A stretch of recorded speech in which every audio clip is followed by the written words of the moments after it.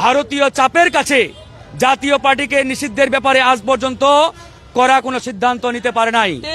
তাই আমরা আজকে দেখেছি, যখন আমরা আওয়ামী দোসর এবং জাতীয় পার্টি নিষিদ্ধের দাবিতে আজকে পল্টন এলাকায় বিক্ষোভ মিছিল করেছি, সেই বিক্ষোভে পিছন থেকে জাতীয় পার্টির ব্যানারে জাতীয় পার্টি এবং তাদের সহযোগী আওয়ামী লীগের সন্ত্রাসীরা আমাদের নেতাকর্মীদের উপরে অতর্কিত হামলা চালিয়েছে।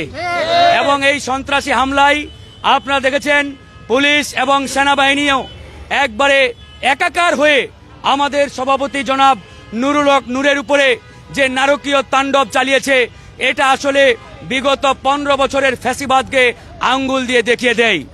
আজকে আমরা স্পষ্ট করে বলছি, এই পুলিশ প্রশাসনের 90% এখনো আওয়ামী দোসর এবং ভারতীয় দালালেরা ভরপুর রয়েছে। এই ভারতীয় দালাল, এই ভারতীয় দাসরদের রেখে আগামীর বাংলাদেশকে আমরা কোনোভাবেই চিন্তা করতে পারি না।